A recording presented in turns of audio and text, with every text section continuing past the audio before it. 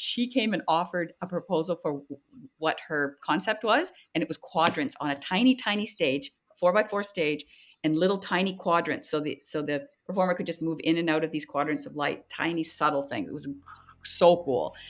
And she showed it to me.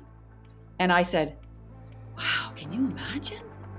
And she's like, I did imagine. And that is what I'm showing you.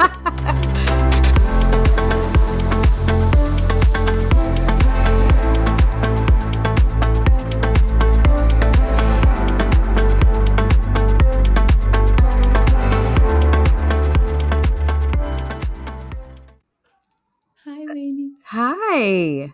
How are you? Good. Nice to see you. Happy to see you. Yeah, happy to see you. Yeah, I'm excited to have this conversation with you. I know. We have, We'll think through our thoughts together a little bit. yeah, here we go. Yeah, I think the thing I was thinking about was I was trying to get down, I'm like having this conversation. I was like, what am I ultimately obsessed with? Why am I still here? Why do I love the theater? And I think ultimately what I'm obsessed with is this idea of like the collective spirit, that feels really apparent in live theater. Of course, we're looking at it in all forms of art, but you can, as a theater director, as a theater artist, I get really interested in the idea of like, igniting the collective spirit or provoking it or just enjoying it or feeling alive in a room full of people. And I think that partly why I have a hard time articulating my practice or I mean, I can if I sit down and really do it, but I think a big part of why it doesn't come to me naturally is because so much of what I enjoy about it is this unconscious thing. It's this, it's these moments, I think probably that's why I didn't pursue writing at the beginning. It's these moments of like putting two images together side by side and what they unconsciously provoke in us as a spiritually, and that's why I think directing ended up being my craft in the end, is that I just thought like, oh, sometimes words are just not enough, in the image, what you can create and what you can do to a collective unconsciousness together when with either like the adding of a sonic idea with a person taking a slow walk across the stage or something, And so I think the evolution piece 20 years ago, thinking about the way that I used to sort of, I remember even doing the kink in my hair since I just did the 20th anniversary reunion tour. I can look at those two, the production then and the production now. And I was really, then I was like, I had this Mervish money and I was like, oh, I want to like create long pieces of hair and we're going to physically braid like these, like from the rafters to the floor. And it was about trying to manifest unconscious experiences or lived experience of like braiding our hair, but it wasn't about the idea, what we think about, if that makes sense. Where I realized that like, I was playing with the idea of poetry and metaphor but very literally, because I wanted to like manifest the things that we feel or, and now I'm more excited about those moments where people can unconsciously recognize the truth of something that they don't know how to articulate, an idea, a thought. And I guess for you, evolution is acting to direct. Like for me, I moved into the directing program in my second year at school with Tony. So, but you have spent a long chunk of your life acting before switching to directing, right? So that's a big part of your evolution as an artist. Exactly. And that all I wanted was to be a good actor. I thought that if I ever chose something else, it would mean that I was a failed actor. That's the only way I could conceive of. And so when I started directing, I wasn't telling anybody because I just thought it's just proof that I couldn't do it as an actor. Interesting. But then, that story where you begin to bring the practice of directing and understanding how to tell stories to your acting,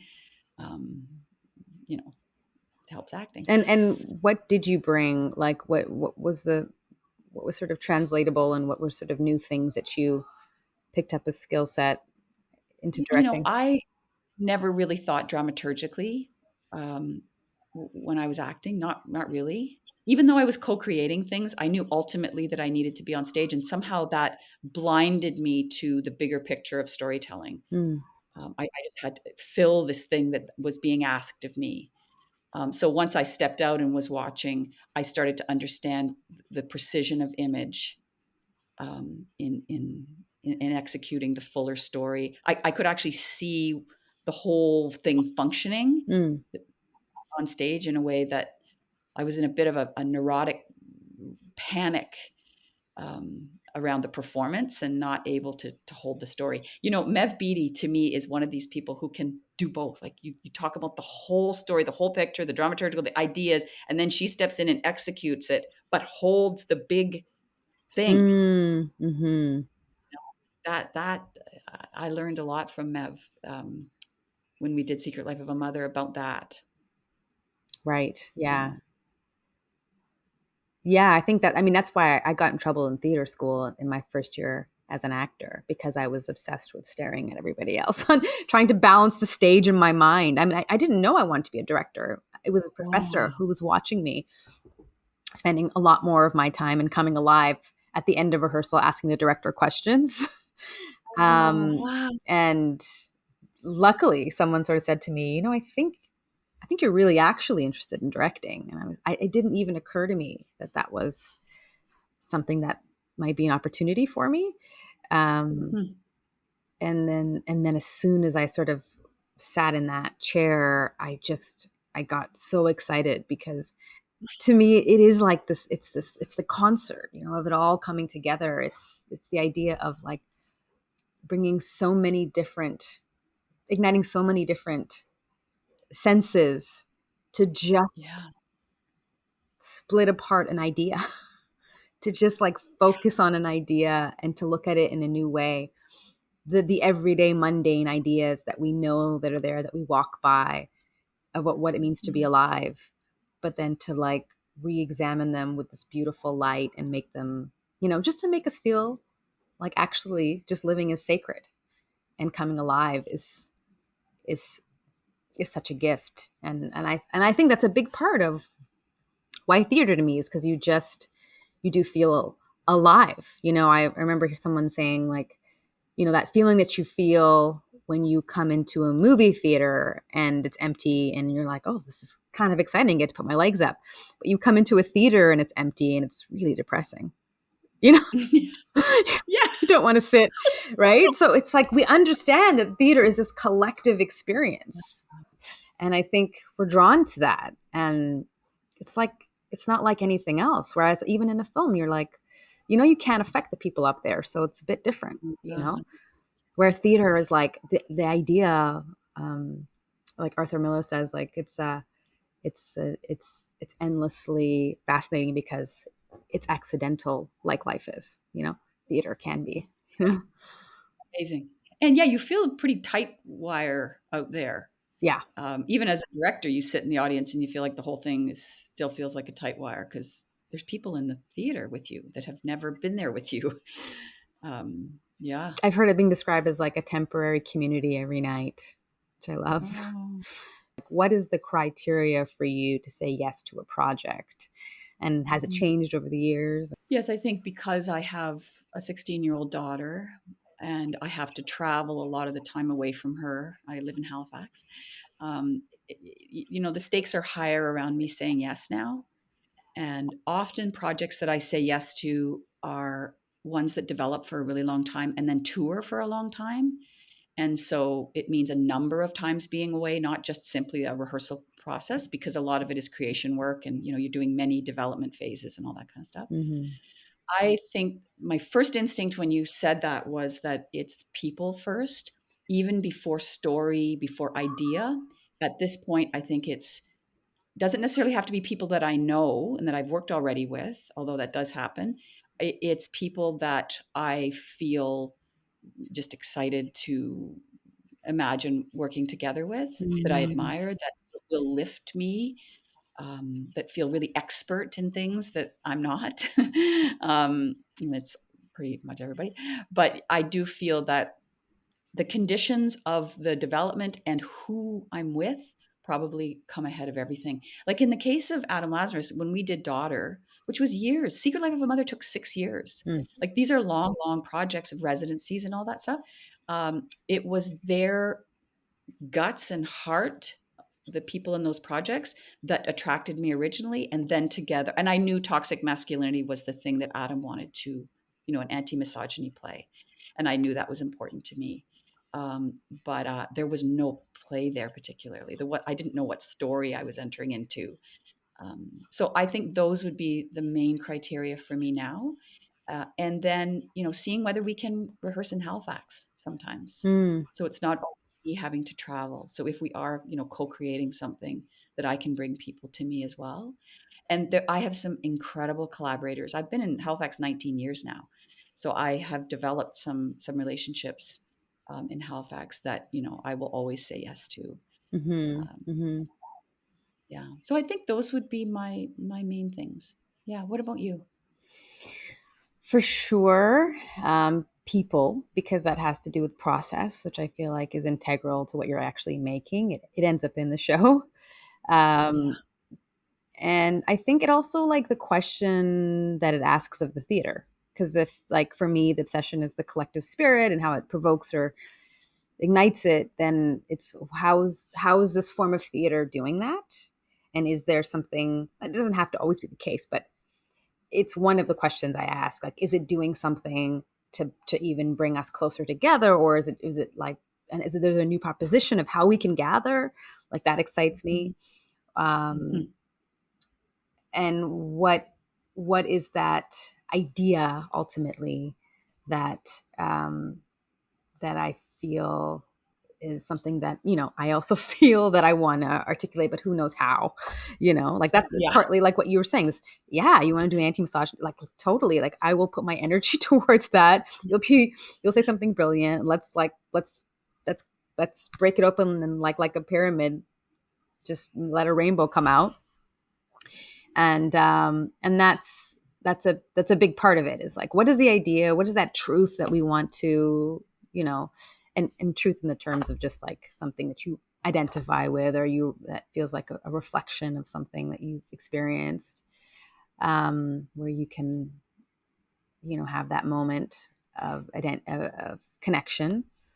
um Mhm. yeah. Mhm. And those are like sort of the main things. Of course, also like, am I going to grow, which is something that you kind of Yeah. spoke about, Yeah. like certain people push you to grow and challenge Yeah. you, and that's really exciting. I remember hearing that genius is isn't Latin in the original term, like where you just like, it is something that just arrives, like a spirit that arrives, as opposed to something that you are, Right. which Right. means you have to have patience and you have to have faith. Mhm. And that those moments, yeah, the more that I'm making work, and the more that I can trust and I can instill trust, the more enjoyment, and the more that I think the audience feels our enjoyment and our trust and all of those things. So Mhm. yeah, so I Mhm. think that's it. It's people, and the notion of how we're going to gather people, not just us, but the audience with us, Yes. as an Yeah. idea. I was just thinking about, in terms of people, saying, there's people that I've worked with that I will always say yes to, but because I teach as well, and then sometimes I end up directing students that I have Oh trained, yeah. and so that you start to grow your circles that way. I had an experience recently where, talk about being, the inexpert person in the room. There was a situation that came up that I didn't know. I'd never been in a situation like that. And I felt like I truly had to listen and invite in voices that could kind of help solve it. And that day, I remember thinking, there's new agency, thank God, and voice. And we're trying together to figure out how to keep the work going, keep the project going, find new ways to hear and love each other and make things together. And it's very hard. And I think now I want so badly to keep the room very level. Mm. And, Lecoq used to talk about going to the border of your ignorance and starting there. So when I teach, I say, I'm going to teach all the technique things that I learned at school. And then I'm going to go in there with you. Mm. And none of us know what's going to happen in the dark. But it's essential that we have all of the voices from their lived experiences, their impulses to join in. So you do feel true agency to speak. Mm. A lot of the times right now, I say, I don't have that lived experience and I need you. I need you to tell me about yours and find ways that we hear one another. And sometimes it's really out of balance. Like the pendulums can swing a long way in another direction that is unfamiliar. And inside the process, you think, we've got to change the way we're doing this in this moment. Mm. We can't actually roll out the 3 weeks that we've got together the way we thought. Mm.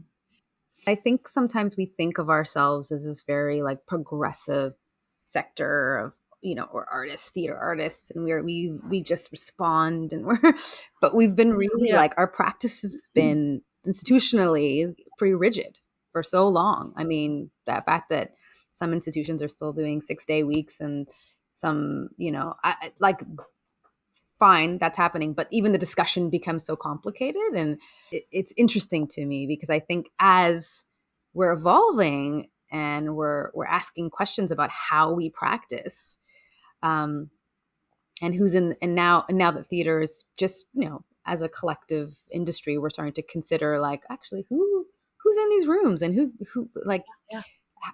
why is it that we don't have more diverse audiences, and why is it that, like, once we're starting to ask these questions, we're recognizing that it's not just goodwill alone, it has to also be a systemic change. And we're realizing like how set in theater has been in its ways for so long, and it's like really upending things, like, what, why?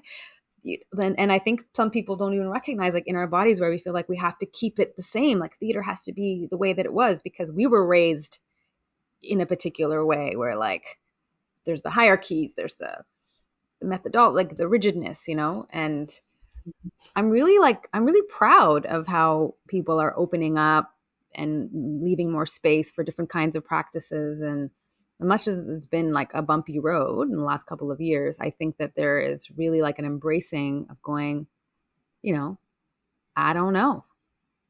Let me just hear how we can do this a bit better, and more active listening. And that we've been at it for a little while now. I think it gives me just more confidence to be able to say, I'm over here listening. And I trust that, the intimacy that's happening in the room, because people feel like they can actually say the things they need to and want to and should. It creates a different kind of intimacy. And all processes are challenging, and you don't know what fire you're going to go through, right? And so I'm up for it. I feel up for it, I think. What equipment do you use? Are there process points that sort of stay steady process to process for you that you've held on to?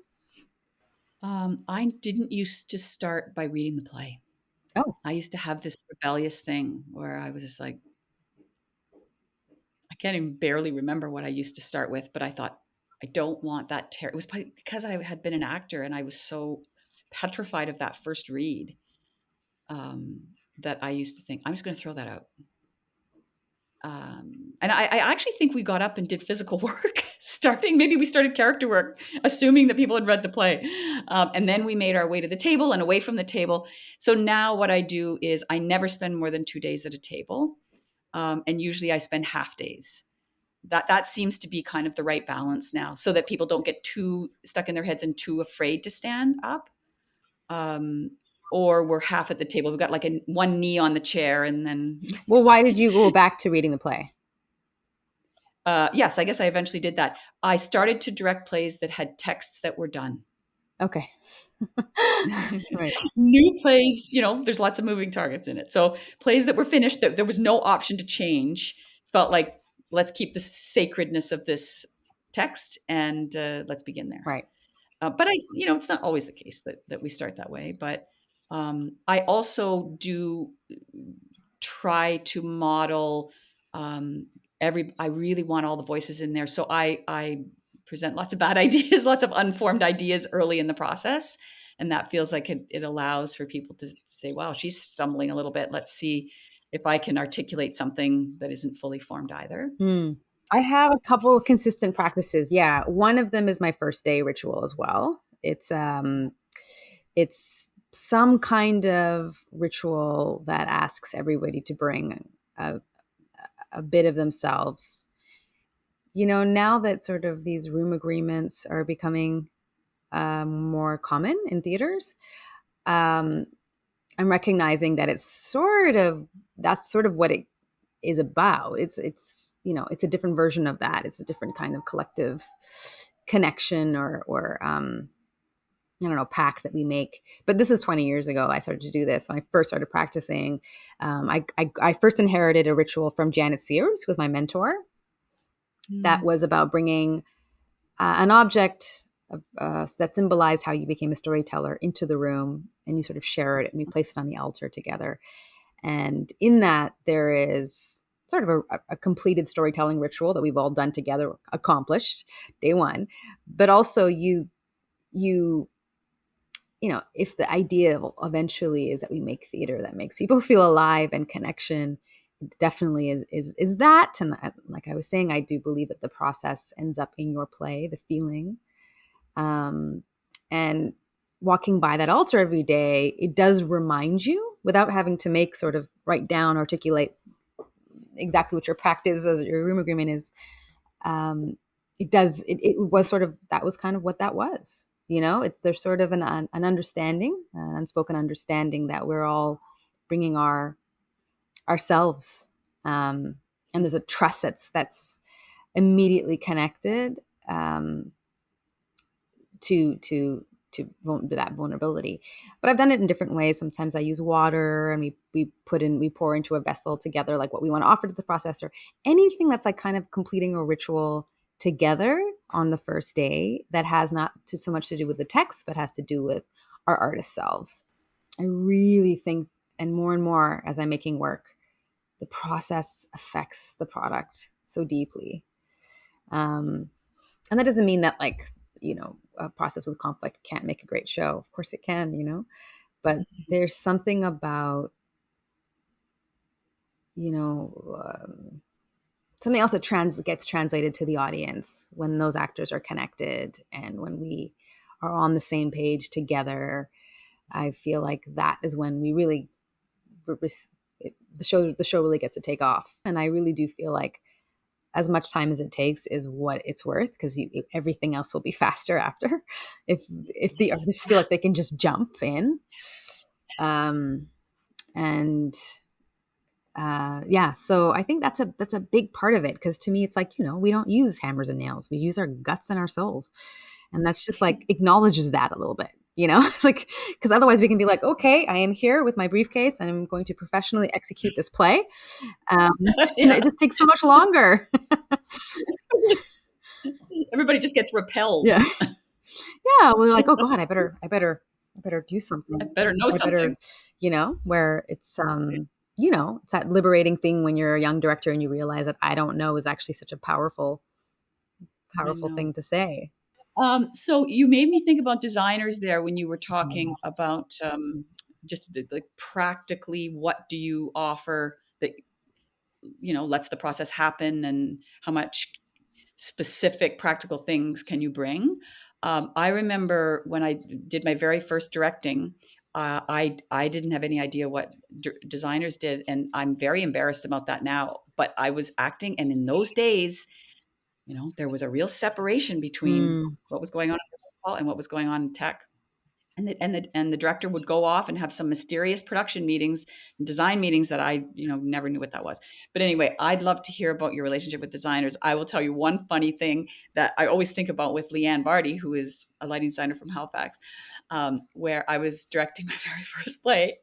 She was the designer, and she came and offered a proposal for what her concept was, and it was quadrants on a tiny, tiny stage, 4x4 stage, and little tiny quadrants, so the performer could just move in and out of these quadrants of light, tiny, subtle things. It was so cool. And she showed it to me, and I said, "Wow, can you imagine?" And she's like, "I did imagine, and that is what I'm showing you." You see, it's up to you now to say yes and maybe and no and whatever you want to do with it. But that shows me I had no concept that that's what design was. So I asked my designers to also be a part of that first day ritual, and stage management, of course, huge, because anyone who's telling the story with us, just for us all to connect and I think it helps bring the designers through the perspectives of other artists, and you start to be able to like even anticipate each other a little bit more, there's some kind of a collective knowing that happens eventually and I feel like they spend more time with us. They're just invited into the process in a different way. I also like to have a designer soup where I make a big pot of soup early in the process, and we try to come in together. And as much as I can, I try to get all the designers at once. Sometimes I feel like, there's a thing of like set design first, and then everybody else you can put your design on the set, versus, we could tell the story with lights, we could tell the story with costume, like all of us being able to come in together from the ground up. And even stage management are always invited. And I've been lucky to collaborate with some designers, like 13, 14, 15 shows, because the actors change, and I'm always excited but I do love having some of my core collaborators as designers, because we have a whole language now, of how we even approached design and world building together. But yeah, I think looking early with my designers, this is, usually like do like a retreat or like a day where we just read the play or talk through it and pull out some themes and see where they intersect in the design world. Because, wherever we can, especially when I'm doing new work, wherever we can, sometimes like the design can actually express a scene, and we might need fewer words or vice versa. Totally. So we're all writing this play, all of us. Yeah. I mean, when it's a collective collaboration. Yeah. Yeah. Well, me too, trying to, have relationships as early as possible. And then, if we can afford it, just have designers with us all the time. That's always my dream. Oh, yeah. And sitting together and just, gabbing about every single moment. I think that your designer soup thing is so beautiful, because you start kind of living together, and that you're creating these friendships and these pretty intimate things. And I had one. Yeah.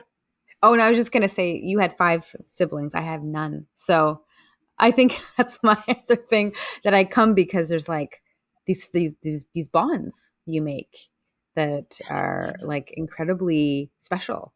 And the designer soup. Also, I like to do a dinner party for all my cast and crew, like first or second week, where I just like to make a big buffet to break bread together. That it takes such trust, and you feel this intimacy. Again, that like, that's what we're kind of asking the audience to do, is like become incredibly intimate with us in one night.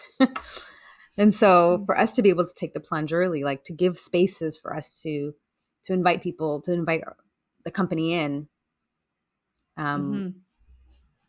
these ways, like food and dance and music. And we both of us do new and found and new work. So I find that the process, it's a different headspace, right? It's like, you got to have a different headspace going into the process when it's a new play. If it's a found play, you're kind of feels like I feel like, oh, I'll have evenings to I'll be able to have like dinner with my family if it's a play that's already been written, especially like something that's existed for a long time. Like, oh no, I can probably have a dinner plan with you that Thursday after rehearsals start. If it's a new play, I'm like, I'm out. I'll see I'm you out. after opening. I'm going to be in labor, and then I'm going to give birth during that Yeah. time. So no, I have no Yeah. seconds Yeah. left. Yeah. Yeah. I did have one thought. It's not really practical, but just maybe a booster for some people. You know, when you said you hadn't even conceived of what being a director because, but you were starting to be excited looking at the whole picture when you were at school. Mm-hmm. I think part of the reason is because directors are pretty invisible, Mm. or they'd have traditionally been invisible. Mm. And so, how to, and even in, the way people talk about them in the press, like it's hard to know what a director has contributed to something. Mm. And so, if I were to say anything about people interested in it now, it's, it's what? It's to, to try to, I don't know, it's to try to have more open conversations together about mentorships and people coming in, shadowing, sitting in the room together to watch literally what is happening in the room. And so it's not a mystery, Mm-hmm. Oh yeah, you that's a know? big deal. I mean, a big part of me shifting into the directing program was also going out and seeing work. I remember I went out and saw Daniel Brooks's Insomnia. You know, it was a school trip when I was an actor, and I also thought like directors are men. I think at that time, I think I did too. yeah, Oh yeah. 20 For years sure. ago, whatever, and that was White also men part of who, it. I was like, I can do that, yeah, um, yeah, and white men specifically. So I think there was definitely something about when it got switched on, and when thank God for that professor who was like, I think you should pursue this. I think you have a real curiosity here. Um, yeah. So, but a big part of mm, of what helped me along was just every director that I loved, I would just knock on their door and can I just sit in the room? Can I pick your brain? Can I just watch? Um, and there's nothing like that. I mean, there's some great directing books and everything else, but it's interesting. There's not that many BFA programs, and it's, no, no, I think, anyways, there are definitely some process things that are, and how to talk to actors, and you know all yeah, kinds of things that different directors, different methodologies that can be useful, but getting in the room, there's nothing quite like it. yeah, totally. I used to think I want to teach the way I want it to be taught, and I want to direct the way I want it to be directed. And there was something, yeah, that came came to me as you were describing that. Oh my God, I love talking to you. It's so I fun. know, it's good to reconnect. It's good to reconnect. Always Yeah, fun. yeah. Thanks for having this conversation.